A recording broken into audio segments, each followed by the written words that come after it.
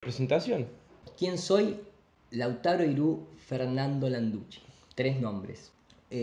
Tal vez con el tiempo, a través de lo que es la gematría, que es el estudio de los números ya planteado por Pitágoras, en donde cada letra tiene un número, comprendí por qué tengo 3 nombres, por qué Irú tiene 3 letras, significa literalmente el número 3 en vasco. Nací en el mes 3, nací el día 27, que suma 9, que son 3 veces 3. Y de alguna manera mi sendero de vida es el número 3, sacado por una cuestión astrológica y numerológica. Entonces, ese tipo de cosas yo las tengo bastante presente porque me han siempre servido en un montón de cuestiones, no por esto puntualmente de la Tierra plana, sino previo a tener digamos, acceso a esta información. Me dedico justamente desde muy temprana edad, desde los 14 años, por decisión propia en ese momento, comencé a hacer animación por computadora y a partir de ahí siempre seguí con lo mismo, que es una cuestión con la que me levanto todos los días, siempre con ganas de hacer eso, ¿no? Es una cuestión artística que obviamente involucra cuestiones tecnológicas, porque lo hago a través de una computadora, soy muy malo dibujando con las manos. Tuve mis problemas en la facultad por eso, pero mi instrumento es la computadora, así que me dedico a hacer animación, diseño, cuestiones web también. Hoy en día uno se va adaptando, ¿no?, al mercado y a las nuevas tecnologías, pero comencé desde muy chico con eso. Ese soy yo regularmente y esa es mi profesión, la que me da de comer todos los días. Tal vez mucha gente cree que YouTube o que me pagan algunas fuerzas oscuras, no, estamos Panducci. lejos de eso. Exactamente, Plan Ducci. En YouTube soy Plan Ducci, en la vida real soy Landucci. Y aparte de eso, como hobby, ¿qué llevas adelante? Como hobby personal, sin ningún tipo de cuestión de fines de lucro, ni tampoco de dedicarle horas y horas y horas, me gusta mucho la cuestión deportiva, me gusta mucho la cuestión musical. Practico la guitarra, pero a mis tiempos, no pretendo vivir como vivo de justamente la computadora. Yo el tema del contacto con la PC y con el arte digital lo tomo como hobby, no es una carga, viste, de uy, tengo que hacer esto. Obviamente hay días que uno pretendería decir, uy, no me gustaría tener esta entrega y poder irme a hacer otra cosa que me invitaron a hacer, ¿no? Pero no deja de ser un hobby. Eso ya lo decía Bukowski, ¿no? Bukowski. O sea, si vas a encontrar algo, si no, mejor dicho, si no encontrás algo que te haga levantarte todos los días para realizarlo, independientemente del dinero, se te va a tornar una pesadilla. Te equivocaste Eh, de camino. Te equivocaste de camino. Y mucha gente justamente, a veces en un sistema como el que hoy nosotros en día vivimos, que no contempla un montón de cuestiones, o sea, le ponen títulos como superstición a cuestiones que son claras si tenés esa clase de lectura energética. Muchas veces una buena carta astral, una buena numerología te puede orientar, sobre todo cuando sos joven, en qué viniste a hacer, ¿no es cierto? Lógicamente desde un modelo heliocéntrico todo eso no tiene ningún sentido, porque ya nos dicen que somos producto de la aleatoriedad, una aleatoriedad extraña, ¿no? Porque una aleatoriedad que en el mismo sistema solar de tiempo y espacio tenemos la luna que nos muestra una sola cara, mágicamente. Justo el sol coincide la distancia para que se vea igual que la luna. Justo nadie detecta la rotación de la Tierra, pero seguramente se está moviendo. Venimos del mono, pero nadie lo demostró, y todas esas cuestiones que vos decís no encajan dentro de un modelo aleatorio presentado como el Big Bang. Pero digamos que como hobby también tengo, obviamente, o como placer o como pasión, también tengo esta cuestión de comunicar. Tengo mi propio programa de radio, que lo puedo considerar, columna mejor dicho, que lo considero como un hobby, lógicamente. Y la parte del canal de YouTube, que también se puede considerar un hobby porque no lucro de nada de todo eso. Y bueno, en eso compartimos, que la radio es hermoso. Ahora vamos a lo emblemático. No sé, a lo que la gente por ahí cuando escucha nombrar más Sí, se aloca, sí, le pega, le sí, duele. le duele. Que bueno, que creo que es lo que movió todo esto ahora en este momento. Todos los planetas se alinearon, vamos a decir. Eso sigue funcionando de esa manera. Así que esa parte nadie está en contra de eso, de los movimientos planetarios. La pregunta ahora la que te hice anoche, que se llama Nur para Todos. ¿Qué significa? Que justamente es tu canal. Exactamente, NUR para todos. NUR para todos, más allá de, ahora te digo lo que significa, surgió justamente en la columna de radio que yo tengo acá en La Plata, junto a García Morete y Joaquín Castillo, que es el operador, y el otro es el conductor realmente, que tiene el programa llamado Salir del Medio. Nunca mejor dicho, ¿no? Y me acuerdo que una vez, yo siempre arranqué hablando de conspiraciones clásicas.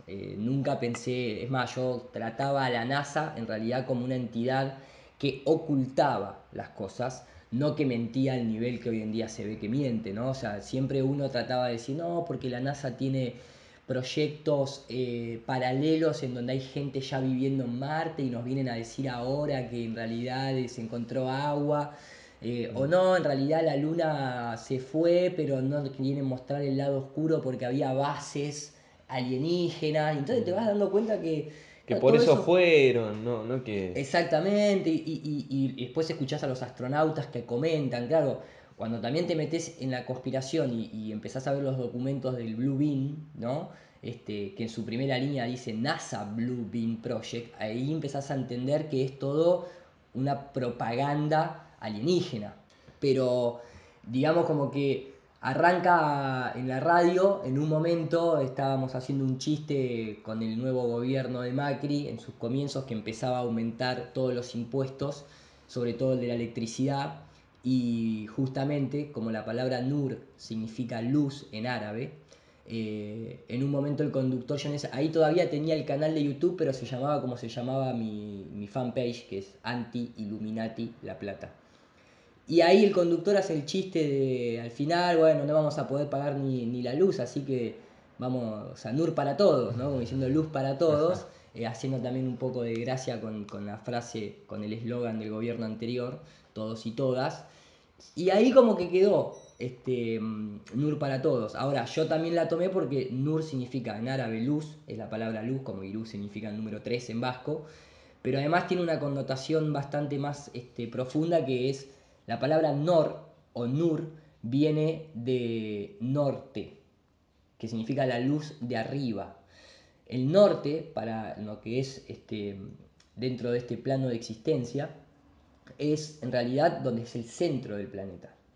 El polo norte, para si vivís en una esfera, más allá que la polaridad es lo opuesta. En realidad el polo norte en realidad tiene la polaridad negativa, sería la polaridad, porque si no, no se atrae la aguja del norte. Siempre los imanes se atraen los opuestos, ¿no? Sí, de positivo al negativo. Exactamente. Entonces, en realidad cuando dice el polo norte es el polo sur, energéticamente hablando. Lo que pasa es que ahí entramos en una cuestión imperialista, los que están arriba son ellos, nosotros estamos en la parte de abajo, sea una esfera o sea un plano como en un planiferio, ¿no?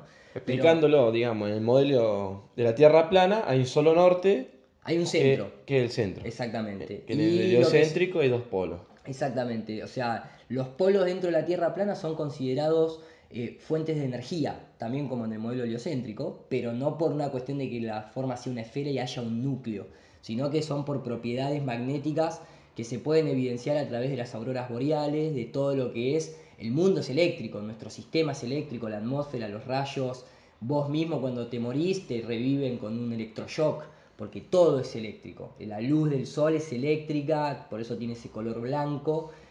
Aparte de frecuencia. Exactamente, cuando vas a filmar con una cámara tenés que hacer el balance a blanco porque si no te sale azul, igual que la luz eléctrica. Y después ejemplo muy sencillo, o sea, si vos pones no sé, una planta al lado del fuego no va a crecer, pero si pones una planta al lado de una lamparita eléctrica crece. Entonces ahí va más profundo si uno lo quiere plantear científicamente, pero acá la idea es que todos entendamos y uno pueda hacer esa conceptualización. De hecho, un rayo de una tormenta de golpe ilumina como si fuese la luz de día. Entonces vos te das cuenta que la propiedad de luz eléctrica la tiene el Sol. Y después hay gente que estudia realmente lo que son el universo eléctrico, en donde ahí sale a la vista lo que es esa cuestión. Entonces, cuando uno dice norte, se refiere a la luz del centro. ¿Por qué? Porque en el centro, más allá de las auroras boreales, está Polaris, la estrella polar, que es no de donde viene Papá Noel, sino que es de donde gira todo el firmamento. Cuando uno hace un timelapse se va a encontrar una particularidad distinta a las estrellas del sur, que si bien es un gran problema para explicar en el modelo de tierra plana, pero también en el modelo de tierra esférica, no se simplifica tanto como decir, porque gira al revés, porque la estrella Sigma Octantis, porque es una esfera. No, porque no está alineada con el eje de la Tierra, está a unos 50 y pico de grados, o sea, no tiene la misma alineación que Polaris. Y para poder hacer los Star Trails en el sur, vos tenés que esperar que se haga de noche en Australia, que se haga de noche en Argentina, que se haga de noche en Sudáfrica, o sea, que el firmamento rote y llegue a esa posición. En cambio, cuando hablas de la estrella polar, simultáneamente, de un montón de lugares, vos lo ves al mismo tiempo y ves realmente que todo rota en torno a Polaris. Eso es un poco NUR para todos, una explicación un poco larga, tratando tal vez de mechar algunos temas como para que la gente sepa que esto viene más profundo, pero NUR significa eso, la luz del centro, la luz de arriba, la guía, en donde todo rota, justamente, ¿no? Bueno, justamente como lo decís, se tocan muchos temas y hasta hay 200 horas de material expuesto. Eso solamente en Ahora mi mismo. canal. Y ahora mismo. Y ahora mismo, Porque 200 sigue en ni llevamos, aumento. me parece. Y con esta entrevista, cuando finalice, pongo 220, me parece. Así que, ¿por dónde empiezo? ¿Por donde más me guste o tenía alguna sugerencia? No, tengo una sugerencia. Bueno, eso va mucho de parte digamos, del televidente, ¿no? ¿Por qué? Porque si vos entrás con la concepción de voy a estar abierto a escuchar, podés empezar por donde querés. Obviamente, como todo tema de estudio, si tenés un orden, podés, ¿no es cierto?, de alguna manera desprogramarte más rápido. Sobre todo en este tema, que, o sea, la gente tiene que comprender que la persona que de alguna manera, algunos le dicen terraplanista, yo prefiero decirle no esfericista o no heliocentrista, ¿no? Pero digamos, para dejar el término claro, terraplanismo, vamos a referirnos a ese tipo de cosas. La persona que es terraplanista no es que se crió siendo terraplanista y fue a un colegio en donde le enseñaron todo el modelo terraplanista y le dijeron, mirá que en realidad el heliocentrismo es una religión, no es una ciencia. Al contrario, o sea, yo tengo 36 años, hasta hace 3 años atrás, yo era una persona totalmente, si bien despierta en un montón de contextos conspiranoicos, como el de las Torres Gemelas, como las farmacéuticas, los chemtrails, Monsanto, etcétera, etcétera, etcétera. Siempre fui un fanático, incluso por mi profesión de realizar efectos visuales, siempre fui un fanático de la NASA, de todo lo que tiene que ver con lo aeroespacial, las películas del espacio, la serie Cosmos, Carl Sagan, de Grace Tyson, Bill Neal, Star Wars, me quiero Star imaginar Wars, porque... no era fanático de Star Trek, pero sí de Star Wars, George Lucas, las películas de Marte, El Vengador del Futuro, todo ese tipo de propaganda. Yo realmente era fanático. ¿Por qué? Porque no lo cuestionaba. Era un fanático directamente. Nunca pensé que podía llegar a ser esta religión, ¿no? Pero era un fanático. Entonces, el problema es que la gente lo que no comprende es que el que se volvió terraplanista es porque tuvo acceso a otro modelo, al modelo que nos intentan ridiculizar desde pequeños, porque directamente si a vos vas al colegio y te ponen tanto el heliocéntrico como el geocéntrico, te explican los dos modelos bien coherentes, te los hacen comparativos desde la observación que está dentro del método científico, vos nunca vas a poder demostrar que la Tierra gire. Y lo que vas a ver es que el Sol, la Luna, el firmamento y los planetas son los que se mueven. Entonces, en algún momento de las explicaciones vas a notar que ambos tienen deficiencias en los modelos actuales, porque son complejos de explicar un montón de cosas, como los movimientos retrógrados de los planetas, que hoy ya ni se habla de eso, pero porque se simplificó, no porque no lo sigan haciendo. Lo de las estrellas y demás, pero en un momento vas a ver que el heliocentrismo tiene 1000 agujeros, básicamente. O sea que realmente hay un montón de cosas que no se pueden demostrar. Por lo menos en una especie de equilibrio tiene muchas más incoherencias el modelo heliocéntrico con una expansión como el Big Bang que el modelo geocéntrico. Entonces vos o sea, sería mucho más fácil adoptar el modelo geocéntrico. Eso es lo que no se busca. Entonces directamente entra en una dicotomía muy profunda que es la gente en la antigüedad, todas las culturas, eran geocéntricas, todas, incluso hasta los griegos mismos, por más que nos quieran decir que ellos ya sabían que la Tierra era una esfera por los eclipses y ese tipo de cosas, lo cual es una barbaridad porque nadie te toca el tema del selenio. No me voy a poner técnico, pero por lo menos tiro los nombres para que la gente, si quiere, lo googlee, ¿no? Está todo igual esto. Está todo. Está todo, exactamente. Esto es para Digo, saber. te dicen, las culturas antiguas eran ya todos sabemos, eran geocéntricas, tenían todo el mapa celeste estudiado, sabían de química, de física, de matemática, de astronomía, de astrología, sabían cómo regar de manera automática todos sus cultivos basándose en la mecánica de los fluidos, ciudades impresionantes, leyes, jerarquías, pero eran tan tontos que no sabían dónde estaban, porque pensaban que la Tierra era plana cuando era una esfera. Tenían calendario para los eclipses o sea, funcionaba otro modelo, funcionaba en el otro. Exactamente, ¿Cómo no, no, es? y todos los eclipses eran todos predichos, pronosticados, tanto los solares, los lunares, conocían las fases, el movimiento planetario, todo. Van a ser tan tontos que no van a saber a dónde están pisando, pero eso es lo que nos dicen en la escuela. La gente antes creía que el mundo eran tontos, no tenían tecnología y creían que el mundo era plano. Pero están haciendo referencia al modelo europeo de lo que, entre comillas digo, era Colón. No están haciendo, no te hablan de los egipcios cuando dicen eso, no te hablan de los mayas, de los aztecas. Entonces, como verás, es un tema que le podés entrar por un montón de lados. Yo particularmente en mi canal, si vos me preguntás a mí justamente como me preguntaste por dónde arrancaría, yo cuando entras a NUR para Todos, te vas a encontrar que el video promocional es una entrevista que tuve en un canal argentino que se transmite online, que se llama TLV1, Toda la Verdad Primero, donde hay personajes de la política como Adrián Salvucci, como Quique Romero, hay gente muy capacitada en el canal ese que abordan temas geopolíticos y económicos de una perspectiva no mediática, con un poco más de desarrollo y verdad por detrás, no todo tan lineal como te lo presentan los medios de comunicación. Tuve el placer de poder participar en donde Juan Manuel Faje Pintos, que es el director del canal, tiene su propio programa.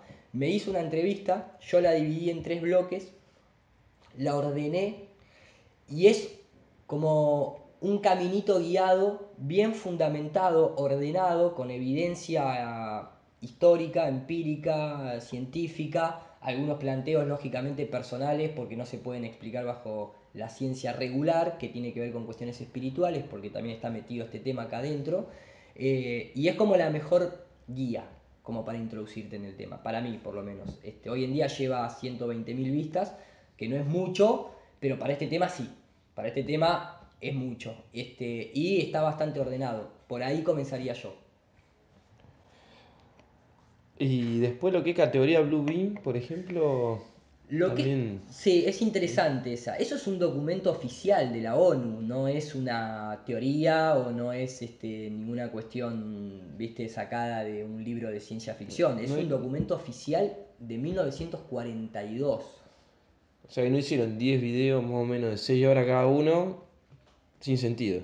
No, no, de hecho, no, de hecho, capaz que, bueno, aprovechando un poco con ese comentario que me tirás ahí por abajo de la mesa, este, en realidad dentro de YouTube hoy en día, o mejor dicho, dentro de las redes sociales, comenzaron a surgir formatos nuevos de comunicación social.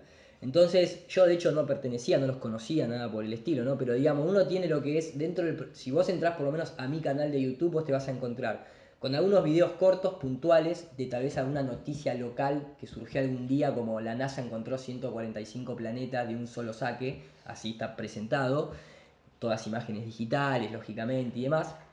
Entonces tal vez hago un video corto mostrando y contrastando esa información. Después te vas a encontrar con el tema de las entrevistas, por ejemplo, en donde es una cosa más ordenada, donde son capítulos de 1 hora.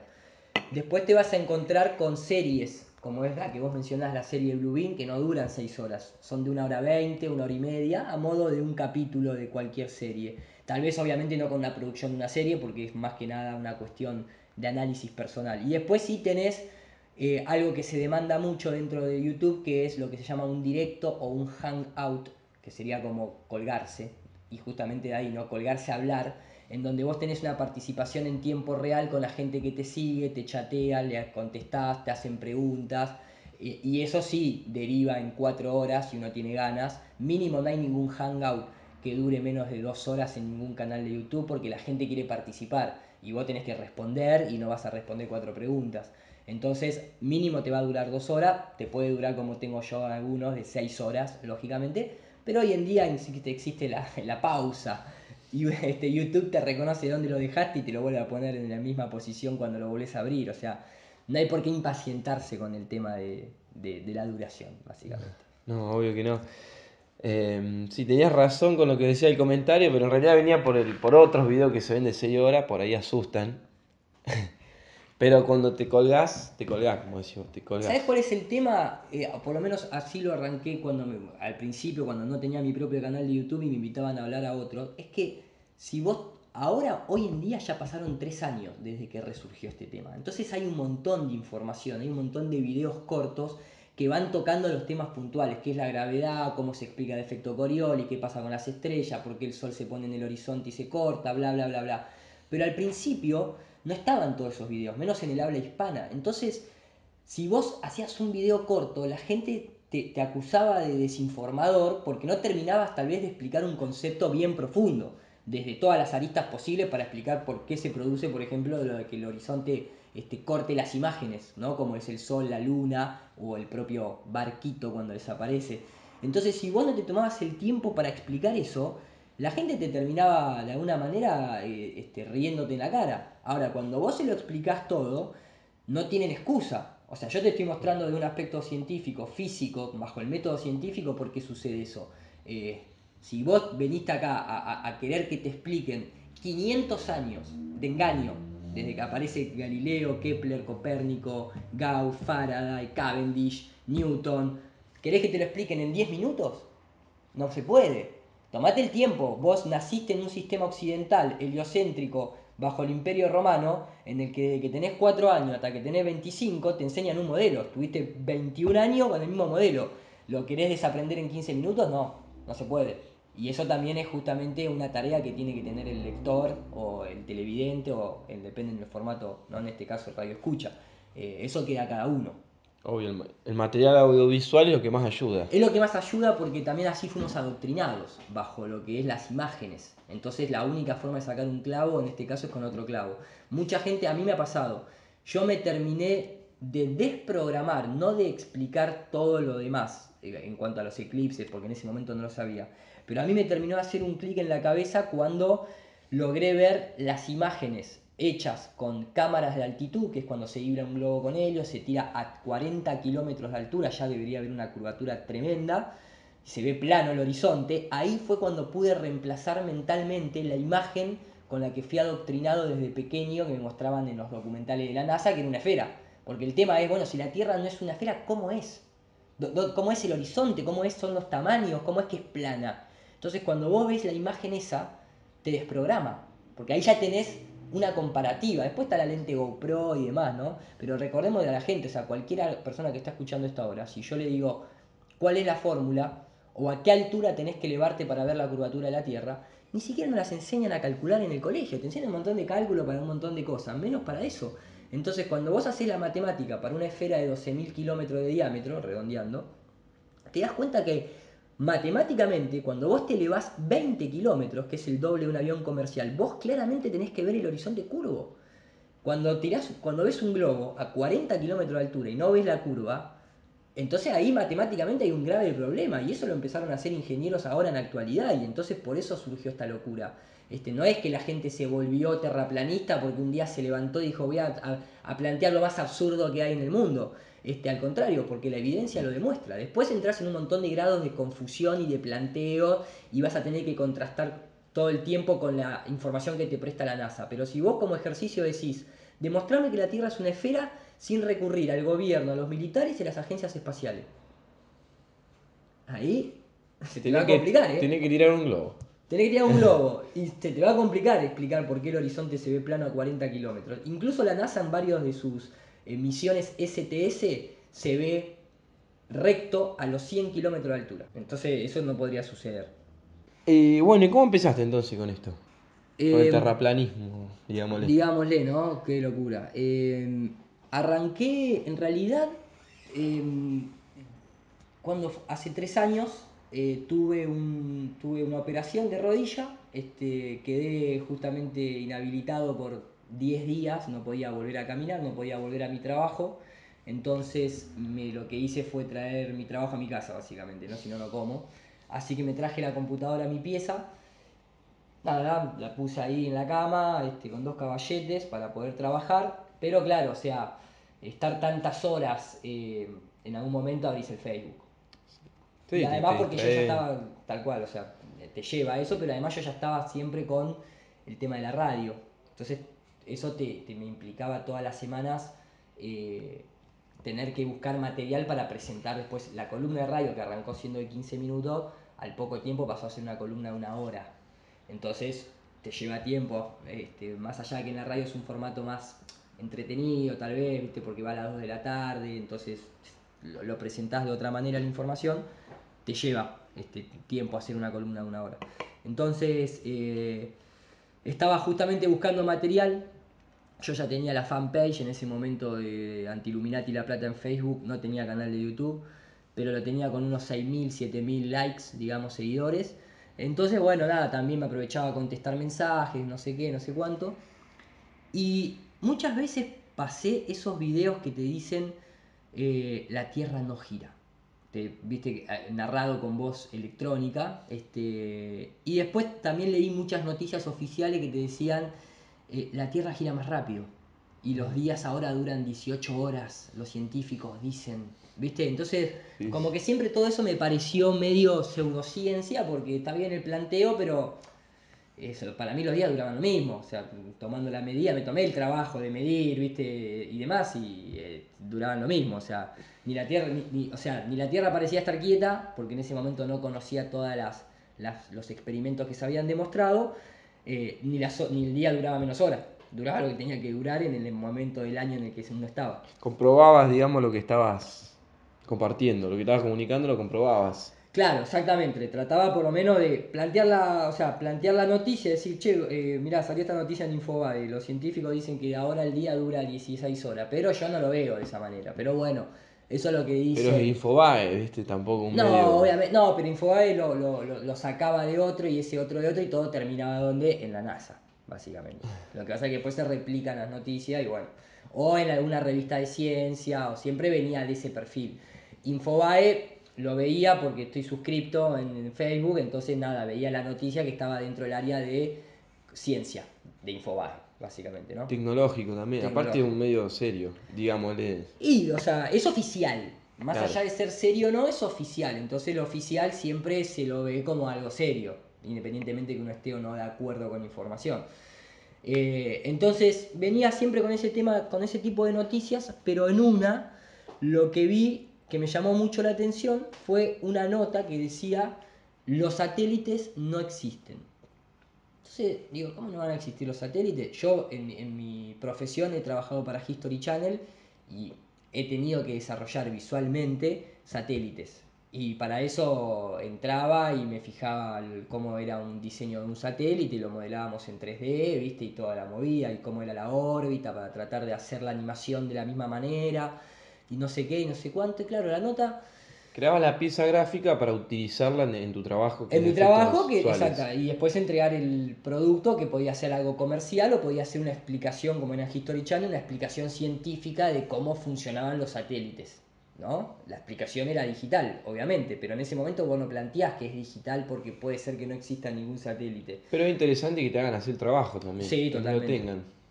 Total, a mí me sirvió puntualmente, porque la nota lo que decía era, lo que primero proponía la nota era, intente encontrar, decía, hoy en día entre lo que es basura espacial, satélites en funcionamiento y satélites que no están funcionando, hay más de 14.000 objetos. Hay una página que se llama Space Stuff, con doble F y la letra U, no staff de personal, sino staff de De cosas, cosas, claro. .com, vos entrás y tenés toda la cantidad satelital que hay supuestamente en tiempo real con sus órbitas, por dónde está pasando, el nombre del satélite, todo, hay 14.000. Que esa foto con el planeta lleno de... Sí, como mugre, digámosle alrededor. claro, como moscas alrededor.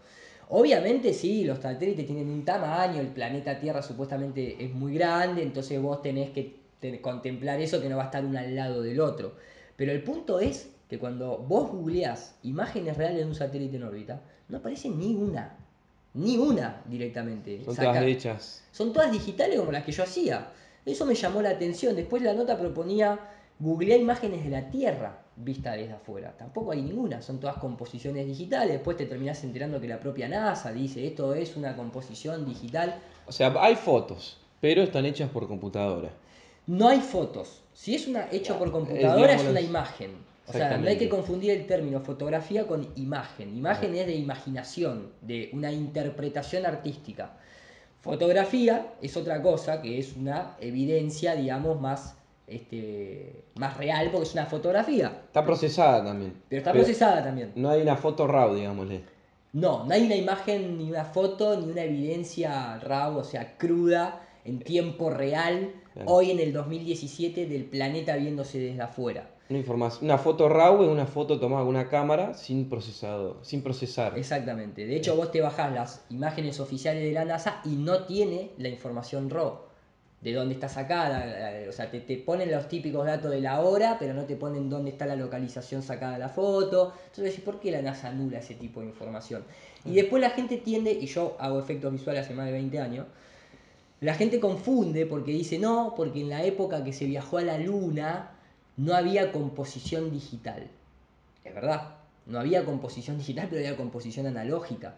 De hecho, la técnica que se utiliza en cine, que se llama matte painting, se utiliza desde la década de los 20, que es cuando se reemplaza un fondo por una pintura. Hoy en día se hace digital, El pero fondo verde. ya, exactamente, pero desde Stanley Kubrick para atrás era todo analógico eso. O sea, no es que, porque también la gente dice, no, en el 69 se llegó a la luna, pero la película de Stanley Kubrick fue en el 77.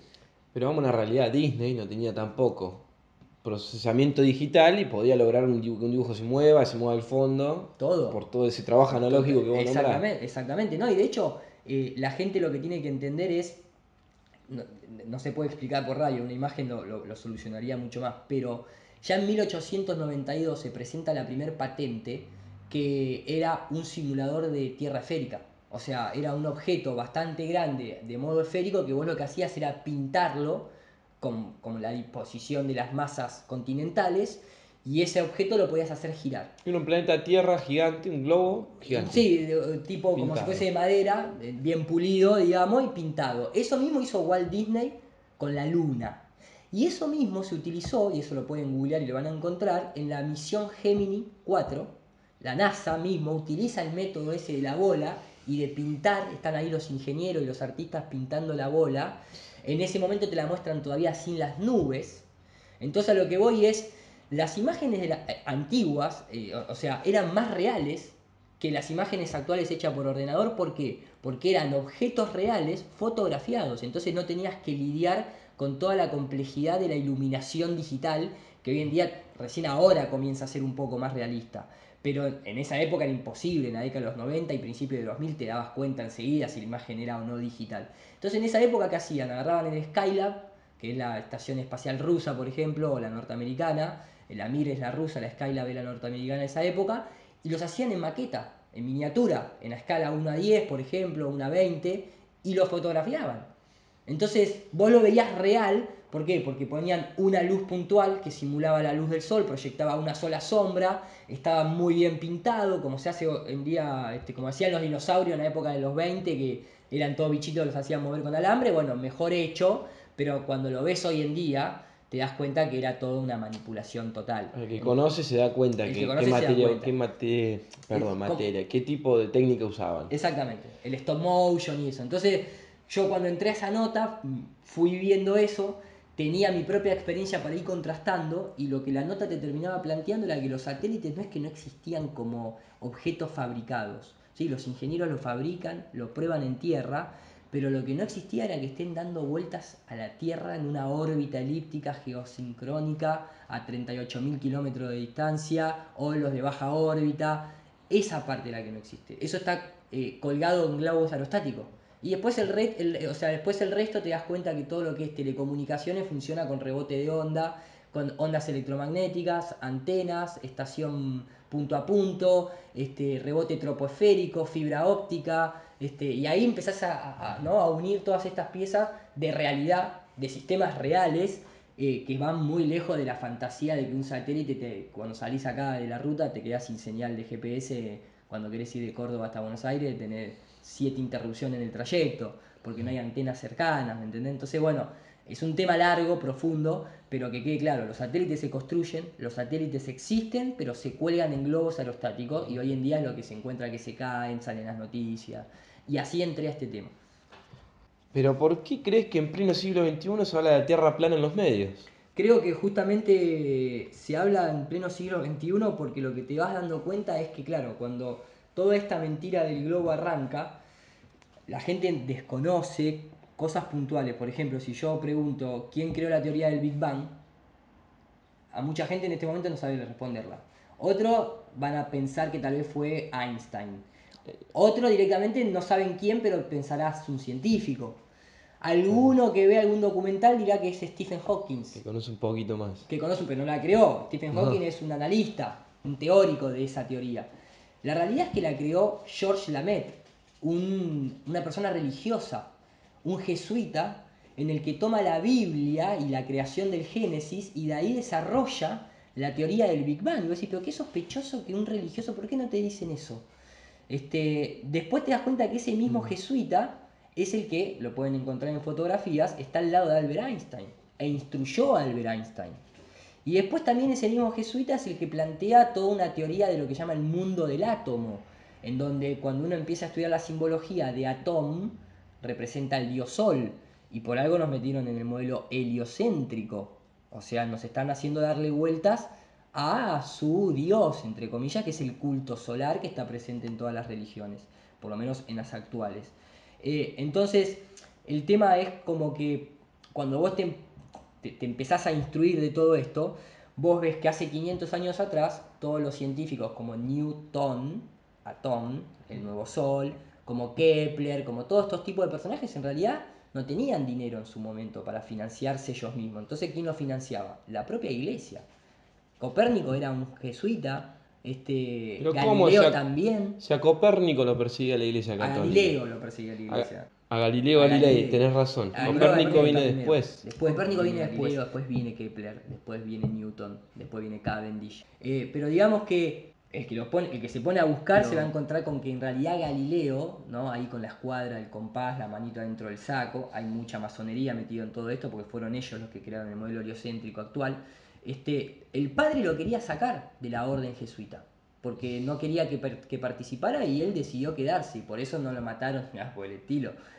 Si no, en esa época terminaba como Giordano Bruno, si no tenías los contactos o de alguna manera no querías involucrarte y hacer lo que ellos te decían para favorecer a este sistema heliocéntrico.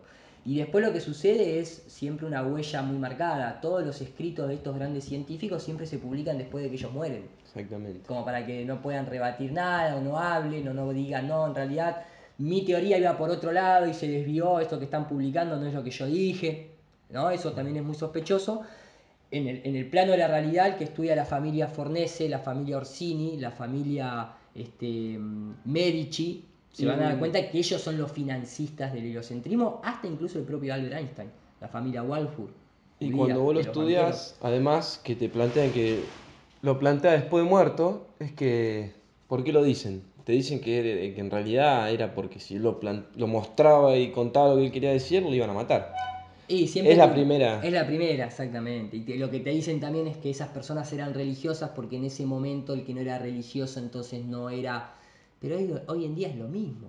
¿Quién financia las universidades? ¿No es la UCA? ¿La UCLA? ¿La Universidad Católica? O sea, los planes de la UNESCO, ¿quién los hace? Cuando vos tenés que hacer un planteo científico, ¿no tenés que ser financiado por una institución? O sea, la NASA, el CONICET, quien fuese, es exactamente el mismo fractal. Lo que pasa que, bueno, la gente tiende a pensar, pero entonces si esto fuese real, habría que conspirar, o sea, tendrían que estar todos de acuerdo, los astrónomos, todos de acuerdo, los ingenieros. Todo es mentira. Todo, exactamente, todos mintiendo al mismo tiempo, cuando en realidad la información se presenta compartimentada, es como en un caso político. El que trabaja en la trinchera no sabe lo que está haciendo el presidente. No sabe si el presidente está siendo o no corrupto. Se entera después. Y esto es lo mismo, pero en otra escala. O sea, si los planes de estudio los rige una sola universidad y aparte hay cientos de testimonios de ingenieros civiles diciendo que ellos no contemplan, cuando fabrican puentes de cientos de kilómetros, nunca contemplan la curvatura de la Tierra.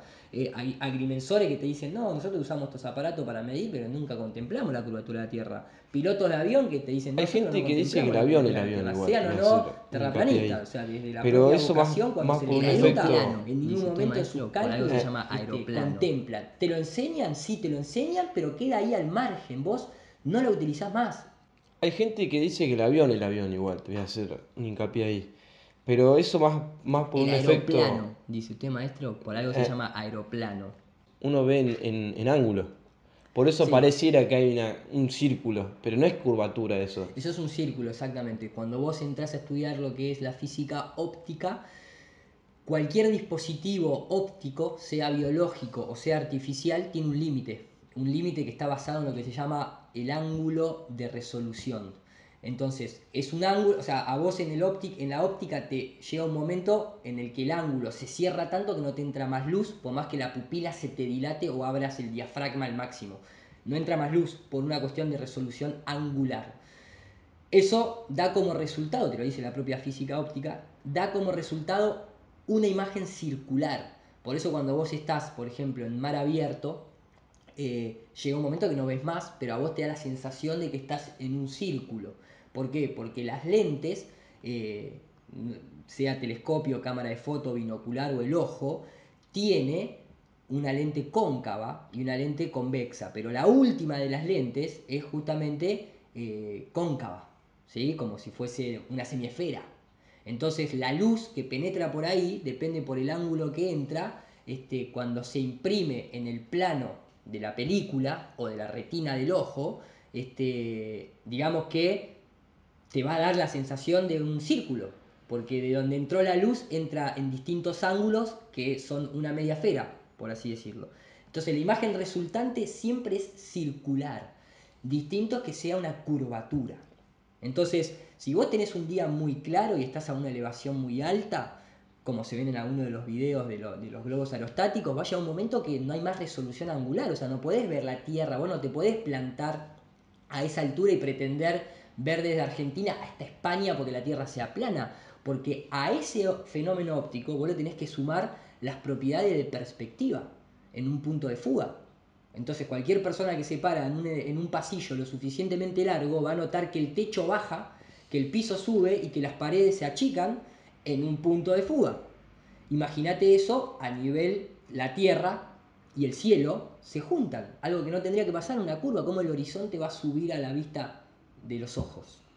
Justamente, muchas veces cuando uno va al nivel del mar, que por algo se llama nivel del mar, porque el agua no se curva, vos podés ver que vos estás a nivel de la orilla, ¿sí? En donde supuestamente a la distancia se debería producir una curvatura, y sin embargo el agua sube hasta el centro de tu imagen y el cielo baja hasta el centro de esa misma imagen. Como el campo es muy abierto, no ves lo que sería la perspectiva lateral. Y como si tenés referencia de nubes, sí lo ves, pero si no, si el cielo está celeste y despejado, se confunde. Eso confunde mucho a la gente, a mí también me confundía, hasta que estudié la perspectiva celeste.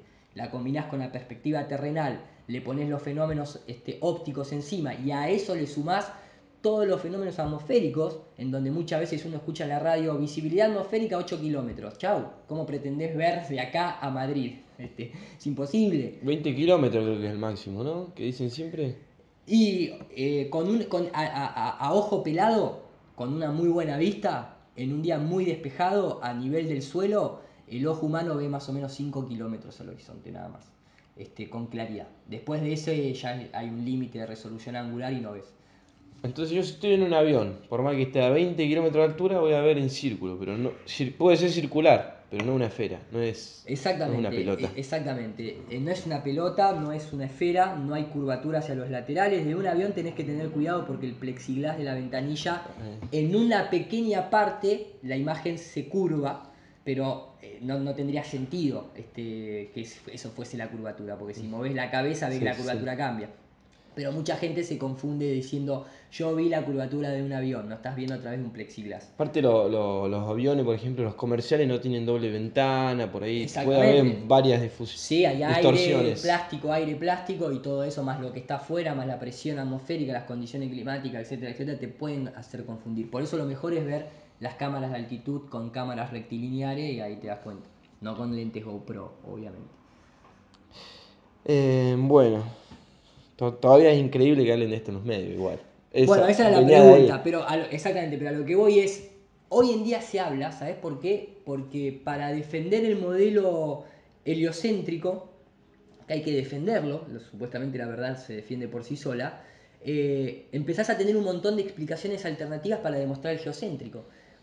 El tema cuál es, hasta vos pensás que hasta 1900 la gente era analfabeta directamente, hasta 1950 la gente ni siquiera cuestionaba su periódico local por miedo, la mujer no votaba, había todavía un racismo extremo en los Estados Unidos, por ejemplo, después vino la apartheid, la Guerra Fría, salíamos a la Segunda Guerra Mundial, no tenías tiempo para realmente cuestionar el sistema en el que vivías.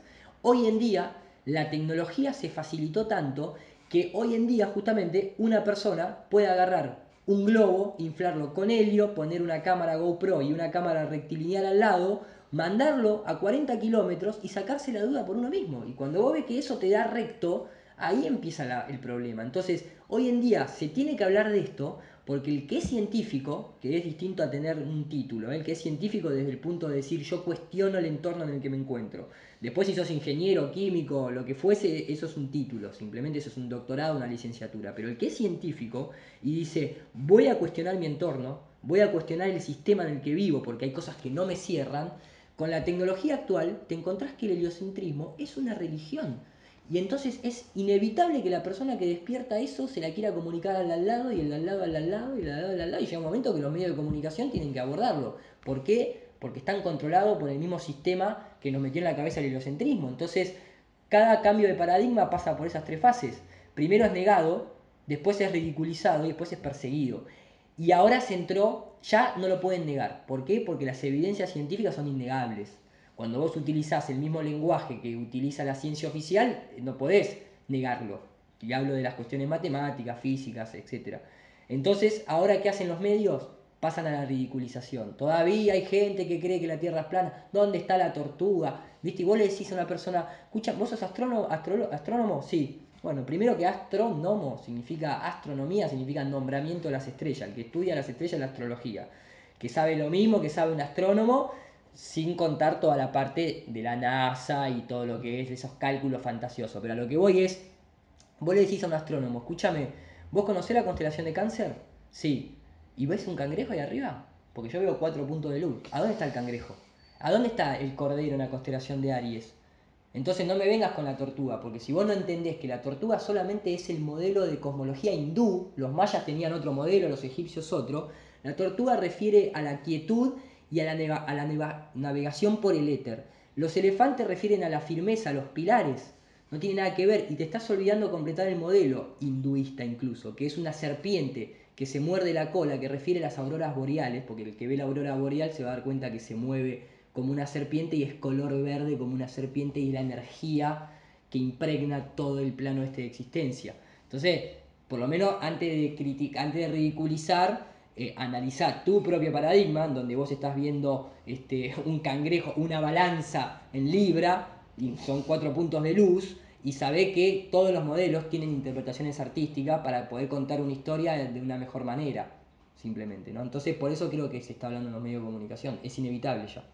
Contame, ¿cuáles preguntas te hiciste o qué dudas tuviste cuando empezaste a cuestionar el modelo heliocéntrico? Lo primero que... Yo creo que desde chiquitito cuestionamos el modelo heliocéntrico. Desde la primera vez que vas al colegio y te dicen que vivís en una esfera y vos decís, ¿cómo la gente abajo no se cae? Y el agua que tampoco se cae. Y obviamente la palabra mágica, la gravedad. Claro, en ese momento tenés 6 años, no sabés ni cómo sacó la teoría de la gravedad. Ley de Newton, teoría de la gravedad. ¿Por qué teoría? Porque en la propia ciencia actualmente cuando uno habla de la gravedad, uno te va a decir que es la gravedad de Newton, que es la que todo un cuerpo atrae a los demás cuerpos.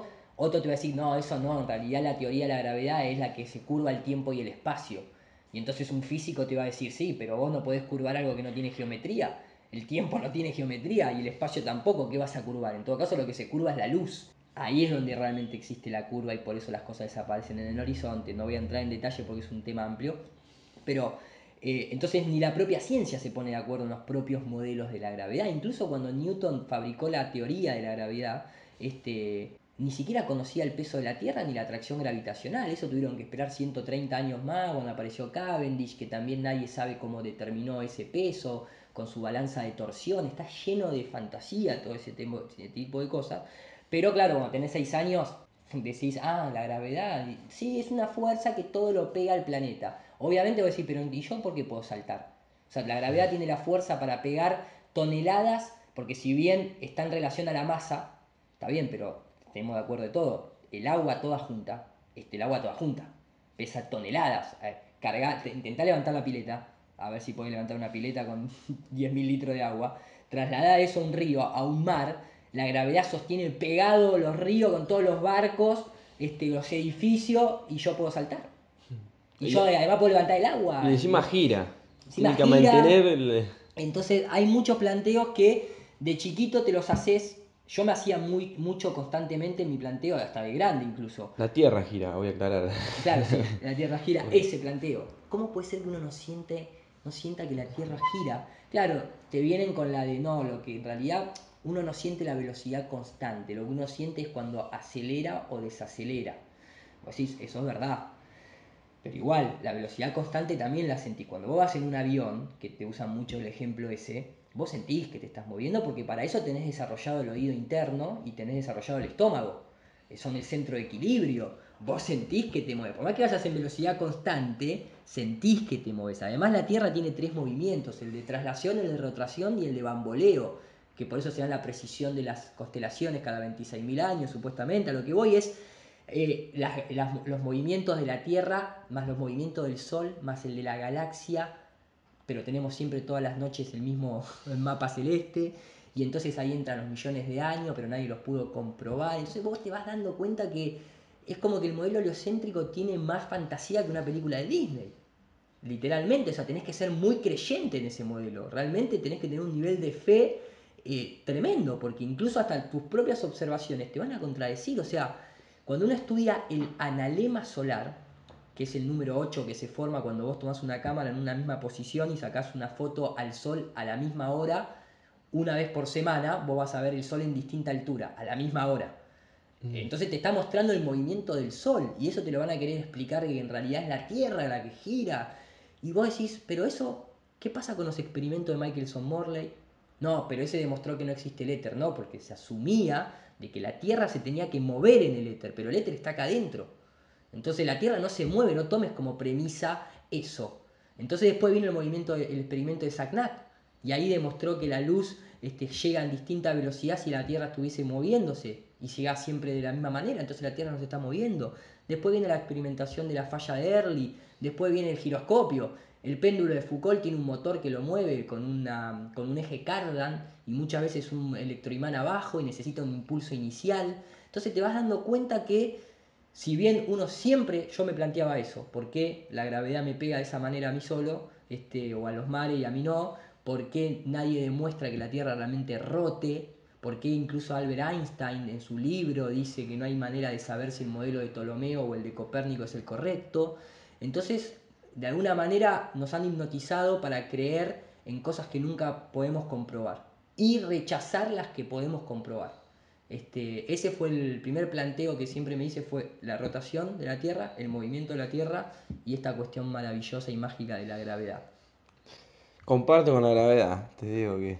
La gravedad del asunto. Aparte, etimológicamente, el que busca etimología de gravedad se va a dar cuenta que viene de la palabra gravitas en latín, que significa peso, y creo que por eso nuestros abuelos nos decían, todo cae por su propio peso.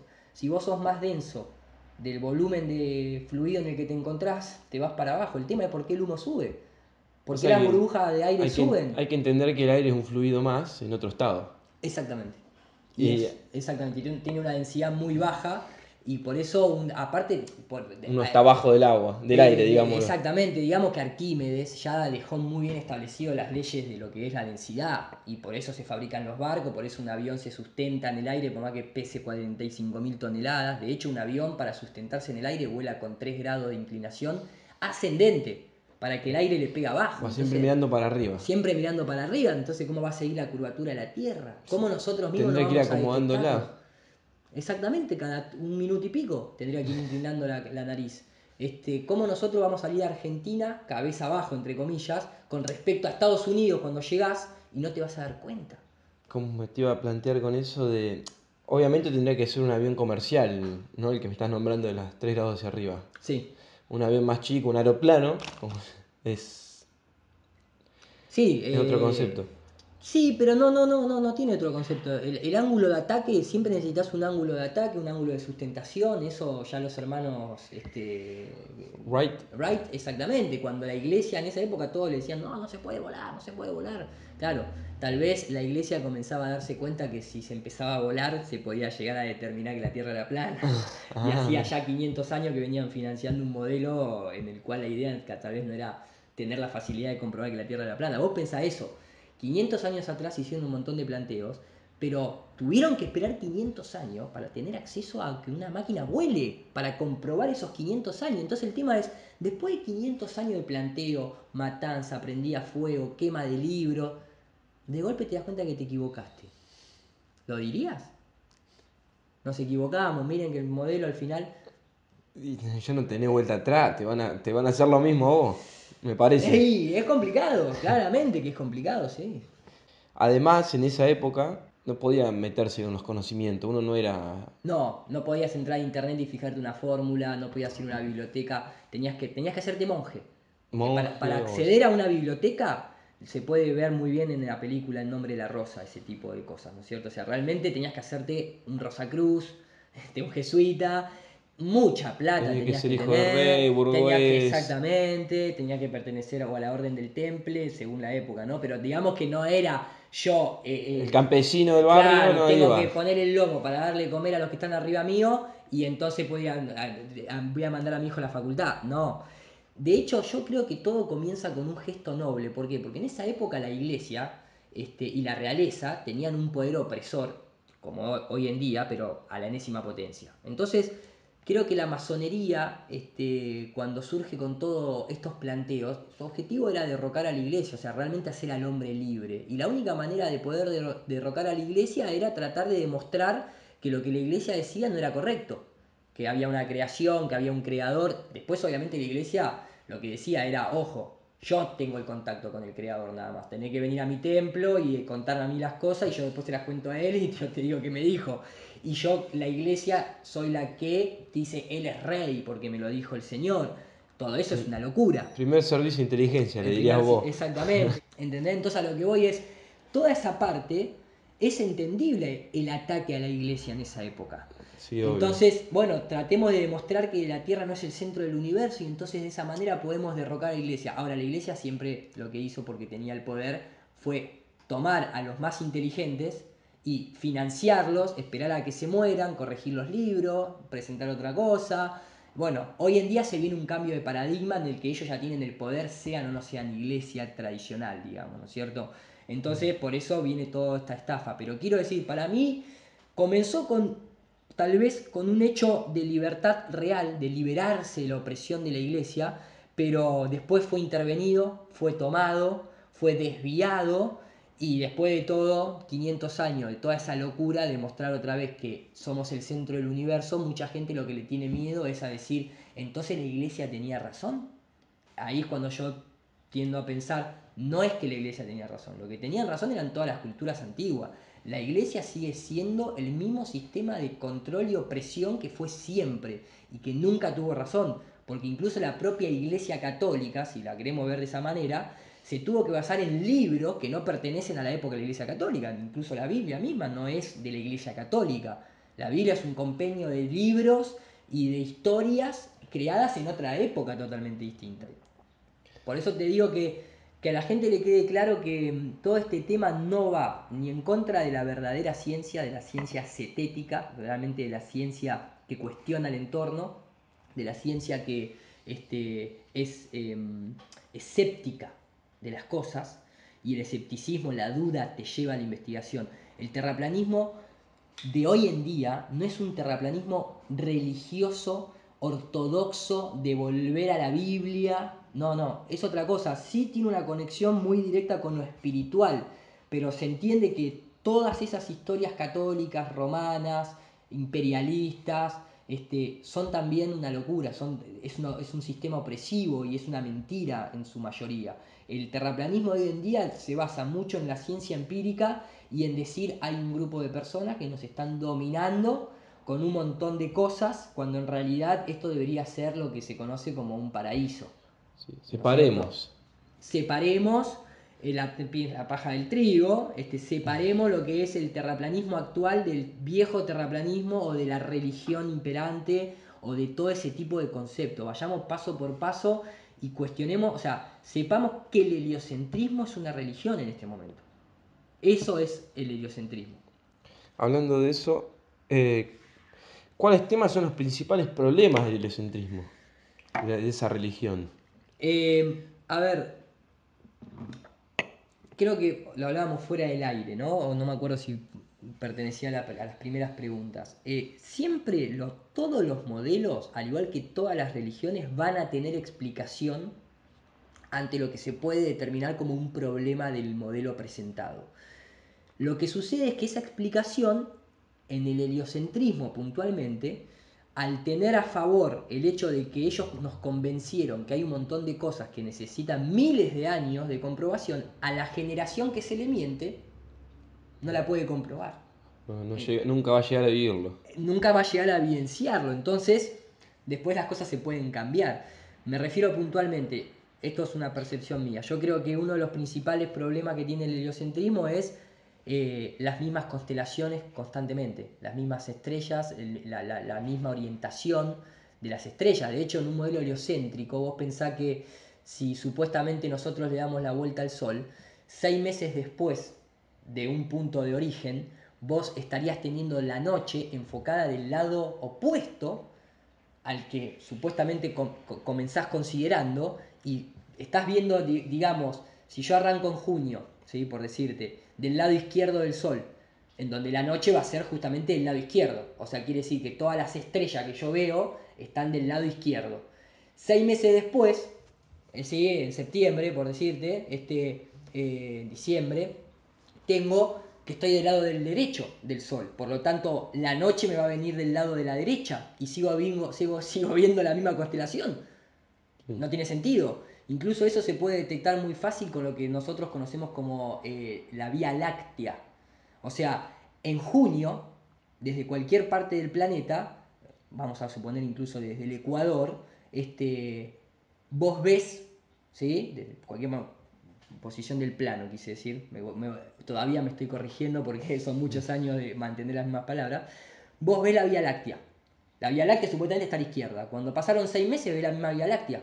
En otro lugar, pero En son otro las mismas lugar, estrellas. con 5, o sea, hay que comprender que en esta órbita supuestamente elíptica que hacemos alrededor del Sol, entre el perihelio y el afelio, que son las posiciones, hay 5 millones de kilómetros de diferencia. Sí, que sería cuando hace más calor y más frío. Exactamente, hay aceleraciones que se producen, porque la segunda ley de Kepler es justamente distinta área, porque la órbita es elíptica, por lo tanto no es céntrica alrededor de un círculo, entonces tiene distintas áreas, pero la noche dura siempre 24 horas. O sea, no la noche, no el día. Y siempre tarda 364, 65 días en darle la vuelta. Entonces hay un momento en que la órbita es más grande, entonces necesitas que la Tierra acelere para después desacelerar para cubrir, digamos, cuando Europa tiene verano, en donde el movimiento del Sol es más pequeño. Se puede ver muy bien ilustrado en el analema. Tal vez para la radio yo lo comento, pero técnicamente es difícil hacerse la imagen si nunca nadie te lo plantearon, ¿no? No, pero es el dibujo ese que nos mostraba en la escuela de la Tierra girando alrededor del Sol, que cuando está más cerca es verano y cuando está más lejos es invierno. Claro, pero fíjate qué curioso que cuando está más cerca, o sea, cuando está más cerca del Sol es verano para Europa. Pero en realidad es invierno para nosotros, tendría que ser verano para todos. Exactamente, esa es la duda que más tengo yo con eso. Y eso te lo pones a plantear ahí, pero bueno, más allá de eso, yo para mí el principal problema es la estrella polar, justamente, que refiere a todo esto, por eso vemos siempre la estrella polar ahí. El agua no se curva, no me vengan con la gravedad porque la gravedad no está demostrada, nuevamente entramos en lo mismo, pero quiero decir, a lo que voy es, si realmente funcionara así, mostrame en un laboratorio como la ciencia lo requiere el modelo en el que el agua se quede pegada a una pelota, girando. Así que si me lo querés decir que es por la presión atmosférica, recrear un modelo con presión atmosférica y todo, ¿entendés? Porque hay cámaras de vacío, hay cámaras de generar presión, hacelo y mostrarnos a todos cómo es que se produce ese fenómeno de que el agua quede pegado. Mucha gente estará pensando, sí, pero una gota de agua tiene una forma esférica, pero eso se llama superficie de tensión, o sea, la gota para ahorrar energía, cuando no está en contacto con ninguna superficie, se colapsa a sí misma para el ahorro de energía. Ahora, donde la gota toca una superficie, automáticamente toma la forma de un domo. ¿Por qué? Porque la parte de abajo de la gota se vuelve plana y queda con una especie de domo. Y si el volumen de agua, estamos hablando de una gota, si el volumen de agua ya supera los pocos miligramos, automáticamente se vuelve plana y adapta la forma en la que está. Vamos ¿sí? a un ejemplo, el vaso o el lago. Exactamente. hace el revés, digamos. Exactamente, es siempre, o sea, cualquier persona que agarra un vaso y lo inclina, lo mágico que tiene eso es que el agua tiene la misma línea y está totalmente alineado con el horizonte, el de tu vasito de agua chiquitito ahí que vos inclinás y ves que el agua adentro mantiene el mismo nivel, por eso es el nivel del mar, ¿no?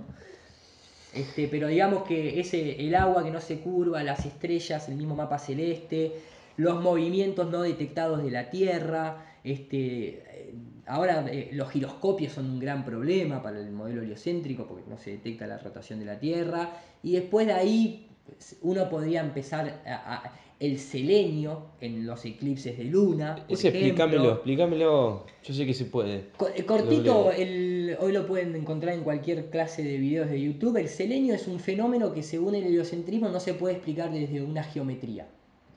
Se involucra, sí o sí se tiene que involucrar fenómenos ópticos. Pero ¿qué pasa? El selenio es cuando uno está como observador en el plano de la Tierra y ve en el horizonte ve a la luna, pero atrás suyo ve al sol. O sea, en 180 grados se ve el sol y la luna al mismo tiempo.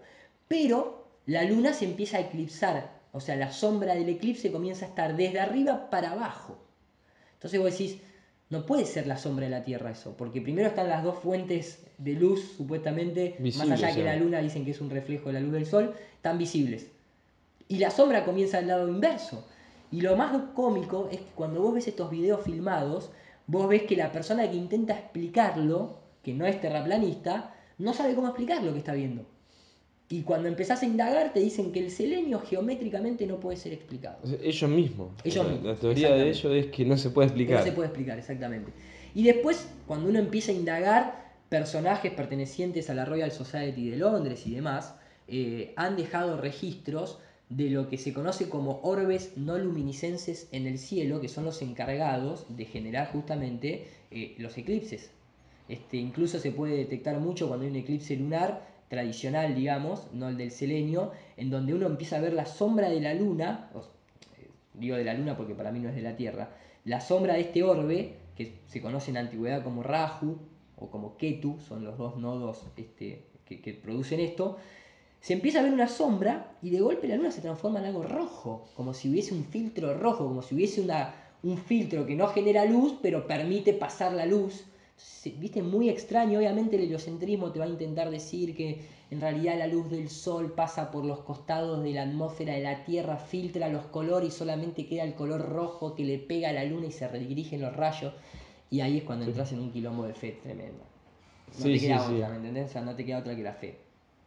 Y justamente me acordaba de otro ejemplo más, que era... Se me fue, mira, pensando en todo lo que me decía, se me fue, que era de también con la luna, con todas estas cosas. Oh, si me lo acuerdo. Que siempre de la misma cara. Bueno, el de la cara es que Siempre.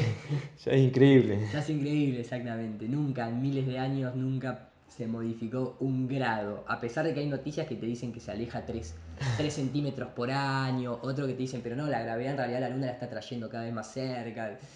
Viste, es un quilombo constante todo eso. Pero la luna es un lindo objeto de estudio, eso sin lugar a duda. Nunca vayas a intentar encontrar la bandera norteamericana, ¿eh? Porque ahora la teoría es que la radiación solar la transformó en blanca. Entonces ya no la podés ni ver. Ay, se la conocía, mira, esa es Sí, nueva. sí, está oficializado. La radiación solar blanqueó la bandera. Por ahí venía, o sea, la teoría oficial, o sea, sus explicaciones oficiales son de que hay orbes flotando alrededor, que son los que crean eclipses, ¿La teoría oficial de quién, perdón? de la Royal Society. No es una teoría oficial, esos fueron estudios. Ahora no me acuerdo de los nombres, pero después si querés te los paso. En la época del 1800 y del 1700, cuando estaba todo en auge esto, en esto digo de tratar de desbancar al geocentrismo y demás, obviamente hubo astrónomos que observaban estos discos no luminiscenses que pasaban por enfrente del Sol y por enfrente de la Luna y dejaron sus registros. Y estamos hablando de cuestiones occidentales, a lo que es a nivel oriental, culturas como la China, ya la hinduista, la budista y demás, sigue estando. Son el nombre Rahu y Ketu, eso siempre lo tuvieron en cuenta, no es que eso fue como para Europa una especie de sorpresa. pero está registrado por astrónomos de la Royal Society de Londres. También que de hecho cuestionaban justamente cómo puede ser que la Luna no tenga ningún cráter con un arrastre. Todos los impactos de la Luna, si supuestamente son hechos por meteoritos, son todos a 90 grados, no dejaron un solo arrastre, incluso los cráteres acá en la Tierra. Cuando te pones a estudiar el modelo eléctrico del universo, te das cuenta que con electricidad, cuando la electricidad impacta sobre la Tierra, genera un cráter a 90 grados, porque la electricidad es una de las leyes de la electrostática. Toda energía eléctrica entra perpendicular a la superficie con la que hace contacto. Entonces entra a 90 grados, entonces por eso un rayo impacta a 90 grados contra la Tierra. Si bien el rayo se ve como con curva, Sí, pero eso es todo, porque va pasando por la distorsión del aire, y entonces el aire va frenando, o sea, va desviando la luz. pasa por pero el lugar cuando que menos toca- resistencia tiene. Sí, cuando toca, tac, toca a 90 grados. El Desde impacto, desde donde inició sí, hasta el el punto. impacto es a 90 grados, muchos árboles se ve como los abre a la mitad. Qué locura todo esto.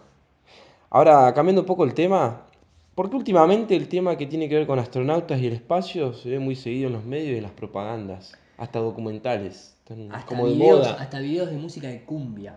Ni hablar de los videos de música de reggaetón. Ni hablar, también tenés videos como los de Imagine Dragon, ¿no es cierto? Que te muestran la mentira de justamente lo que es el astronauta.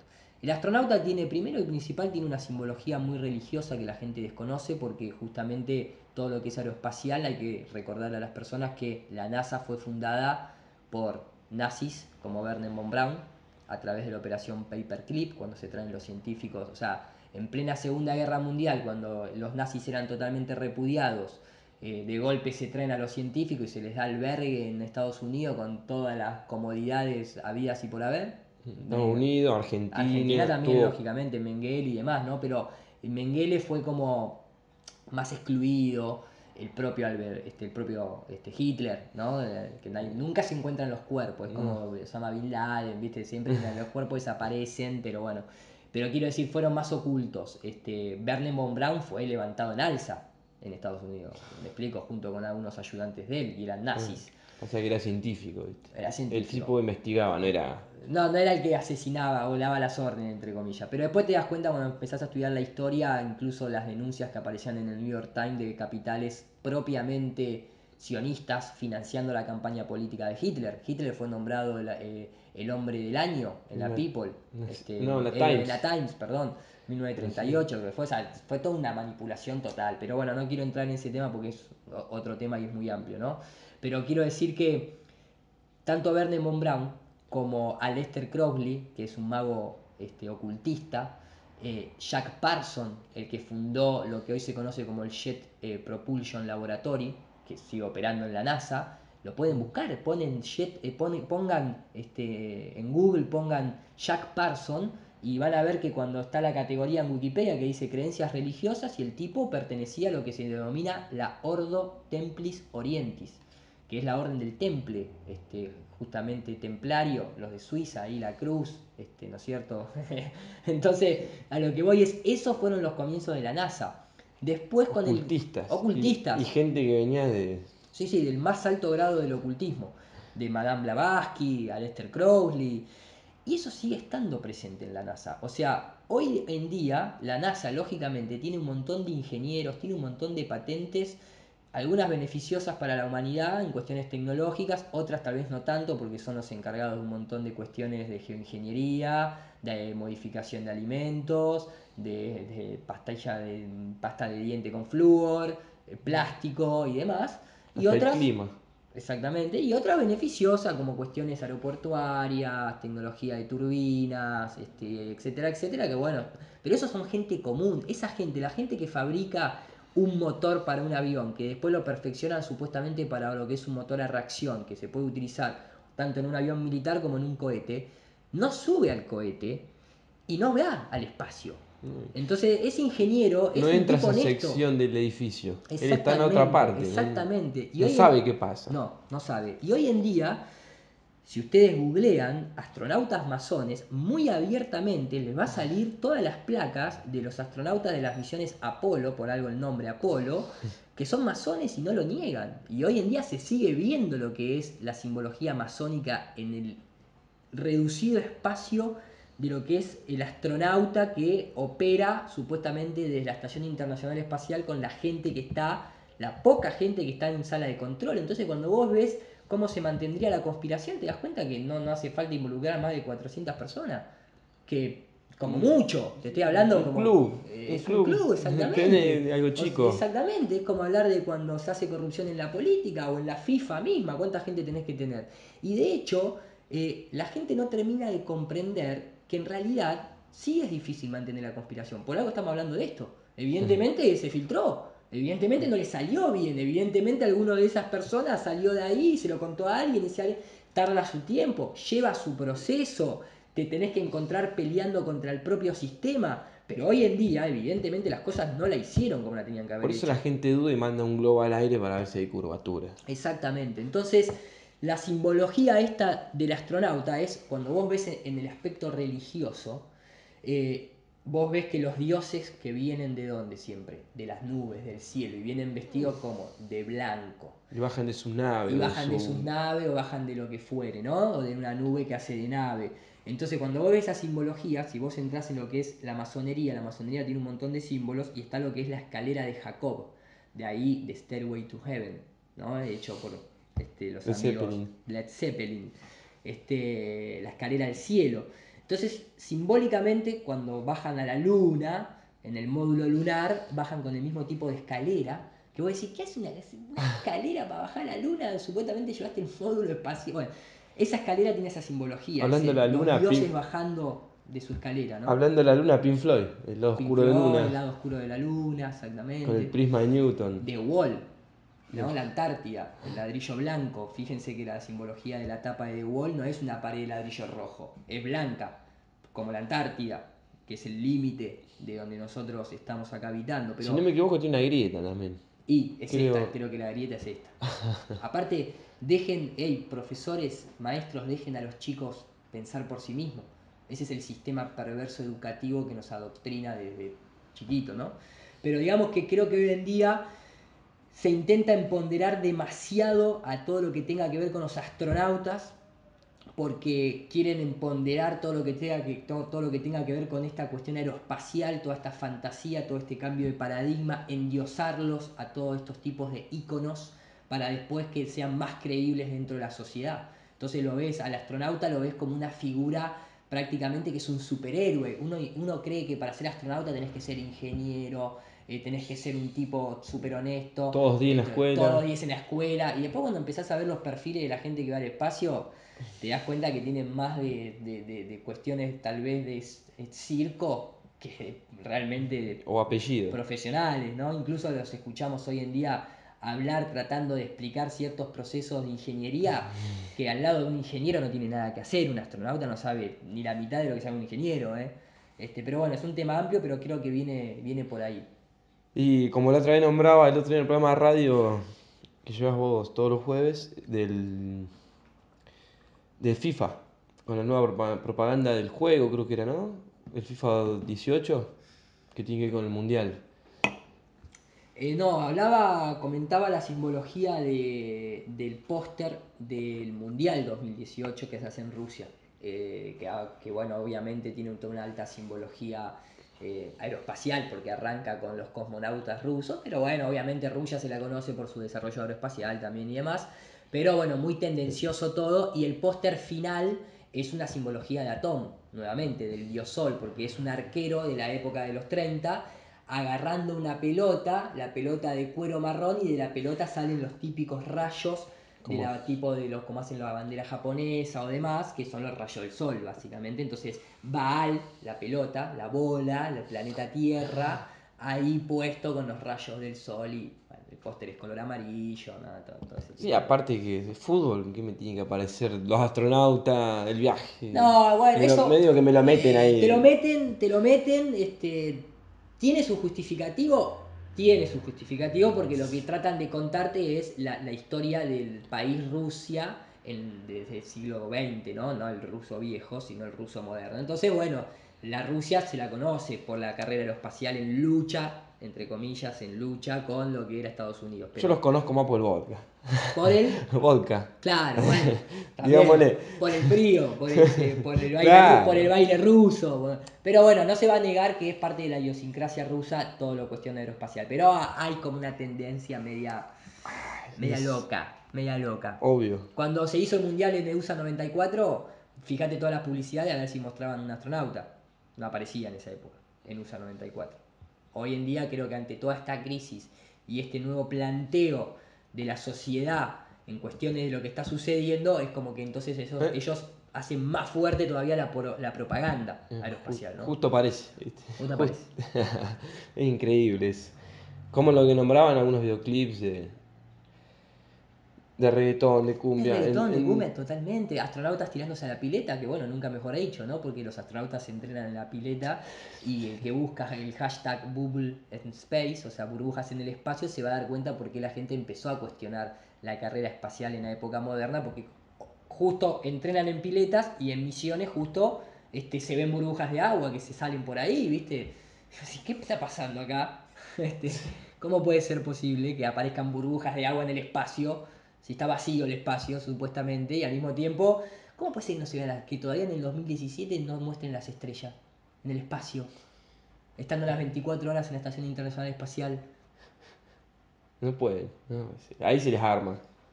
Ahí se les arma un quilombo.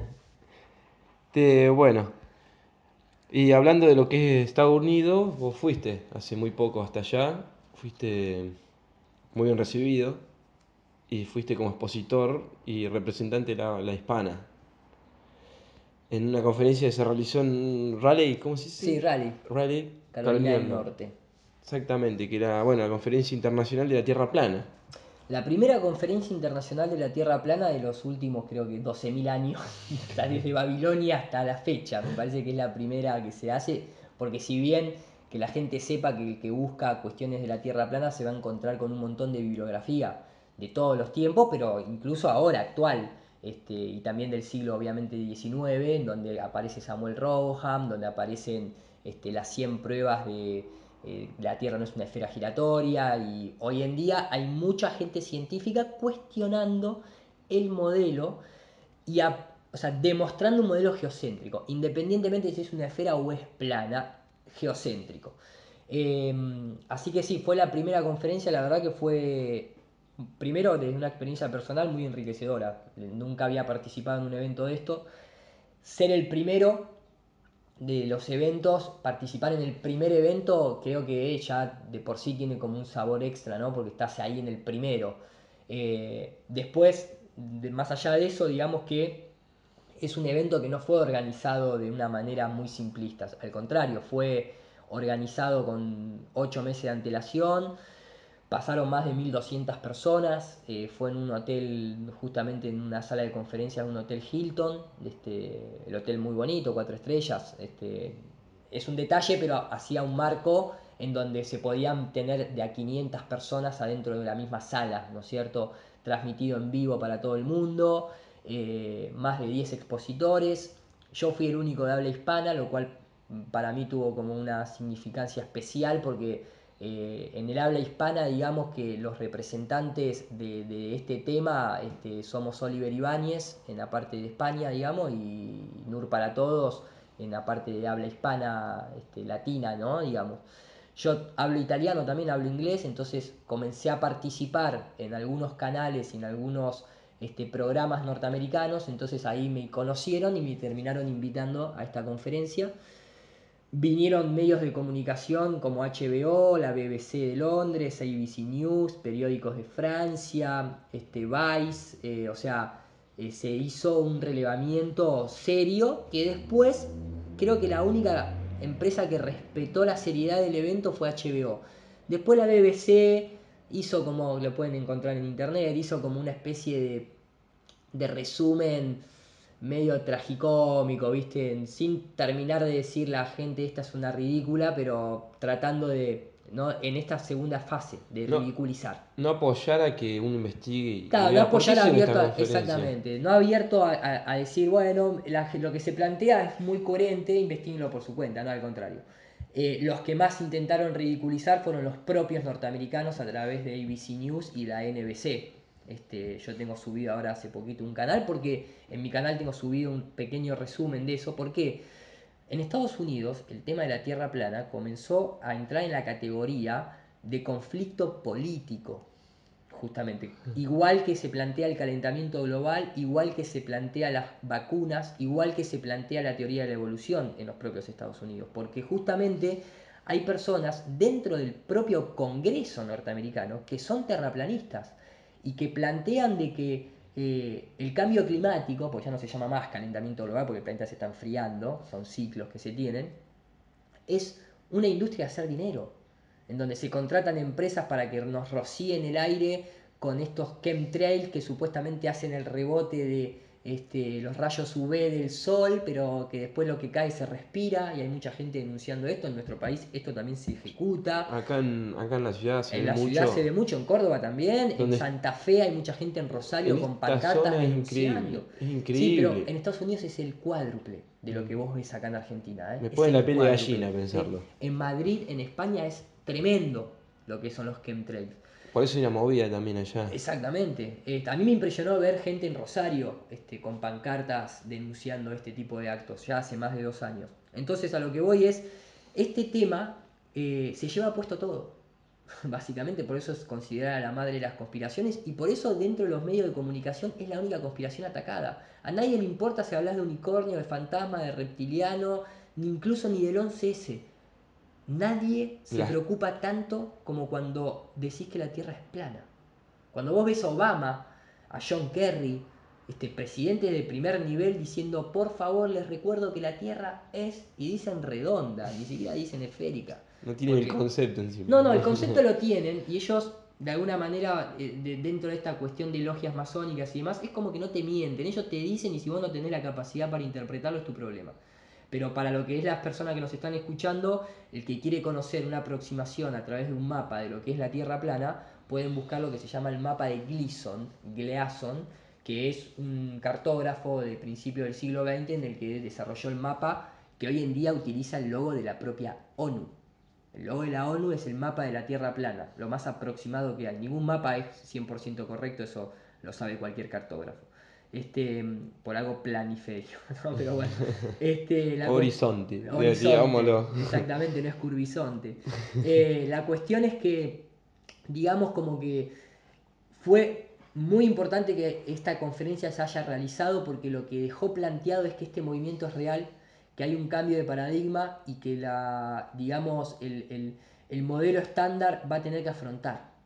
En algún momento va a haber un debate muy serio desde el aspecto totalmente científico, como fue a principios del siglo XX con la teoría de la relatividad, en donde van a tener que verse las caras lo que es el modelo geocéntrico versus el heliocentrismo de vuelta.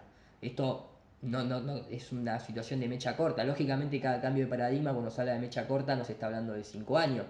No lo sé en este tema porque está creciendo muchísimo, por algo estamos hablando nosotros de esto. Pero van a tener que hacerse cargo de esta situación. Van a tener que poner la cara como la ponen los geocentristas o los terraplanistas, ¿no? Se arma. Por ahora ridiculizan, tiran un micrófono diciendo: esto es la gravedad, tirate de un edificio, ¿viste? Pero ese tipo de jueguito no se va a poder sostener mucho tiempo más. Y ahora fuimos invitados a la que se va a hacer en Inglaterra, justamente en abril. Y estamos también invitados a la que se va a hacer nuevamente el 18 de noviembre en Denver, Colorado, que lo organiza la misma gente que organizó la de Carolina del Norte. Este movimiento viene así, a ese nivel de seriedad, digamos. Y ¿cómo es? Te han recibido muy bien allá. Y Muy además, bien. Les gustó mucho también la charla que di. Yo estaba invitado para hablar nada más que 45 minutos, porque fui invitado fuera de agenda, a través de la participación en uno de los canales norteamericanos. A la gente le gustó mucho la presentación. Yo tiendo a hacer presentaciones más bien, digamos, muy audiovisuales y muy desde el plano de lo científico, no de lo religioso, como hacen algunos. Entonces eso a mucha gente le llama la atención y los atrae, porque ven que no va por una cuestión religiosa esto. Y como lo hago aprovecho mi conocimiento que tengo para hacer efectos visuales como para plantear los modelos de una manera más gráfica, entonces la gente lo comprende mejor. Y yo, además de participar el día jueves, a pedido de la gente, me hicieron participar también el día viernes. Y por ese tipo de presentaciones es que me invitaron a la de Inglaterra, justamente. Con el canal Globbuster, para que Con el quieras canal de internet saber. Globbuster, exactamente. En Cazador inglés. de globo, sería. Es en inglés. Me encanta el lobito a mí. El lobito es muy bueno porque es el del. Justamente el de Ghostbuster, el de Cazafantasmas, pero hecho con el globo del planeta Tierra y el fantasmita. Todos los domingos, participo todos los domingos a partir de las 5 de la tarde Argentina. Para ellos es las 4, las 2 de la tarde. Es un show que dura 3 horas, más o menos 3 horas y media. Y lo atractivo que tiene es que la persona que conduce el show es un ingeniero electromecánico y piloto de avión no comercial. O sea, es una persona que tiene sus fundamentos para haber dejado el modelo heliocéntrico. No, te tengo que felicitar, obviamente, porque todos se paran a aplaudir en la conferencia después de que das tu He tenido exposición. esa respuesta que no estoy acostumbrado. Yo no soy un artista que haga eventos y. Pero bueno, también eso te pone contento. Es un lindo placer, una buena gratitud de llevar. Exacto, y por lo menos podés evaluar que el esfuerzo, yo esto todo lo hago sin fines de lucro, me trae problemas incluso con mi trabajo, me hace dormir mal porque tengo que hacer toda la investigación de noche y demás, Mm. y recibir ese tipo digamos, de agradecimiento dejan claro que por lo menos el esfuerzo que uno hace es bienvenido, por lo menos para plantear la duda, es simplemente eso, ¿no? Acá no se trata de convencer a nadie ni nada por el estilo. Lo que sí tratamos de dejar en claro es no aceptar todo por hecho, ni creerle a un sistema que sabemos que el sistema es corrupto. Tanto en las farmacéuticas como en el deporte, como en la educación y como en la ciencia también.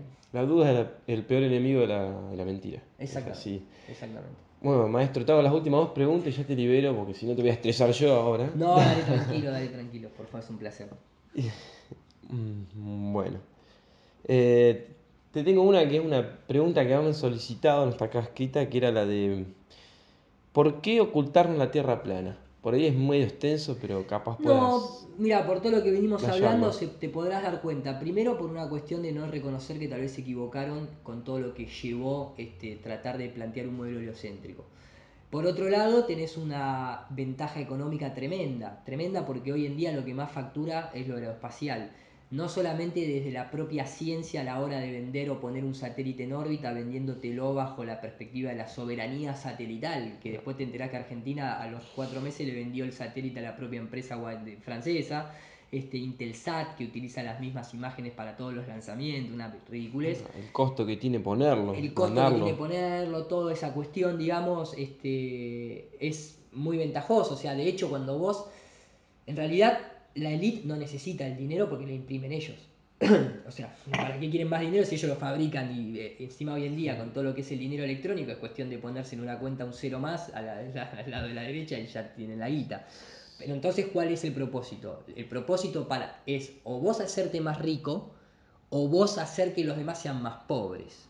Viene Entonces, por ahí, seguro. viene por ahí. Cuando yo he hablado con gente, no puedo dar los nombres, pero gente que ha trabajado en el CONAE, que es el servicio, digamos, aeroespacial argentino, como sería la NASA, en Córdoba está una de las sedes justamente.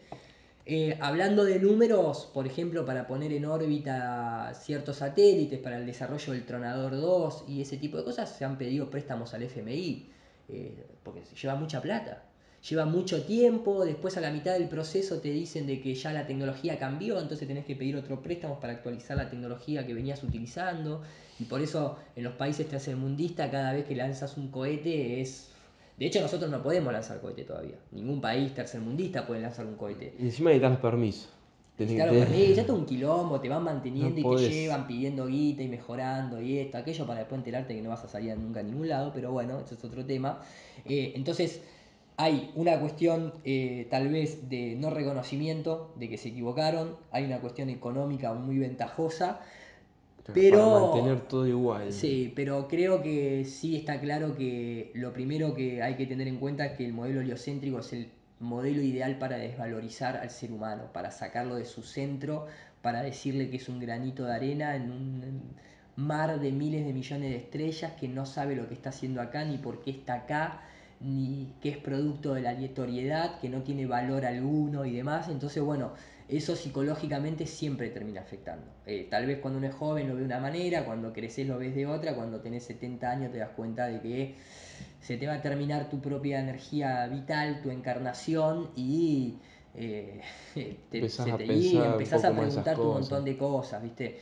Entonces, bueno, digamos, cuando uno lo ve al modelo heliocéntrico, es muy amplio el tema, pero cuando uno ve el modelo heliocéntrico desde lo que es lo que se conoce como la ingeniería social, es la pieza madre para sostener una sociedad totalmente descontrolada en todo tipo de aspectos, sexual, cultural, social, económico, etcétera, etcétera, etcétera. Machista encima, para Machista también. comentarlo. Machista también porque, a ver, ¿por qué no hay... o sea, hay un papa pero no hay una mama, nunca, ¿entendés? O sea, la monja, más que monja no puede ser nunca. Recién ahora hay astronautas.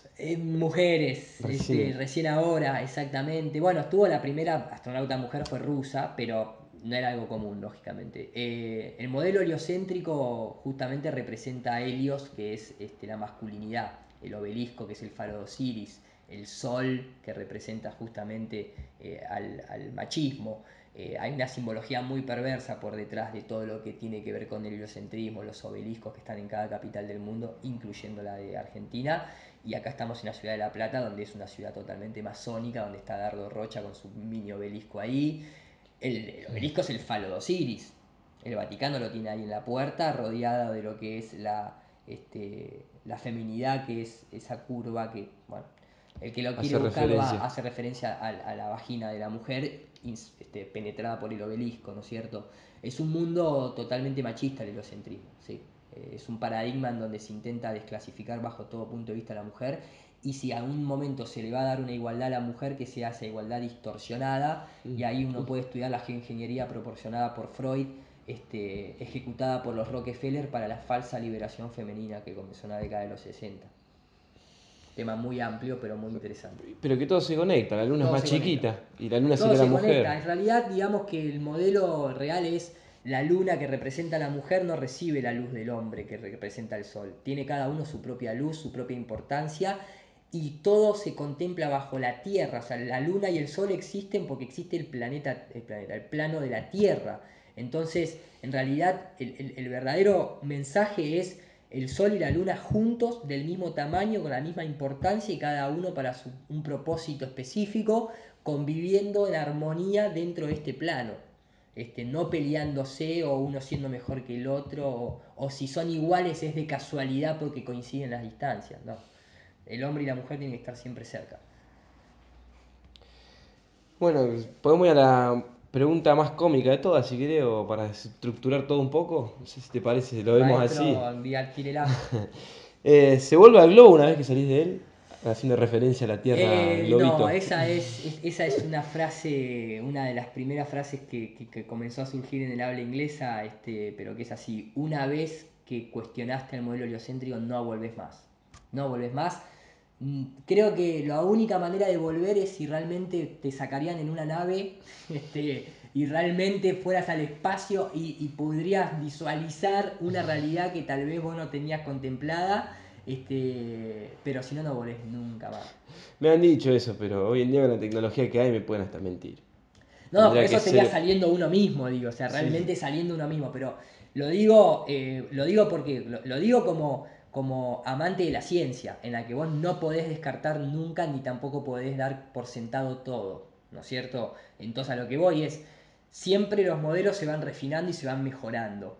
Y cuando uno detecta una incoherencia como persona de buena fe, tiene que replantearse las cosas.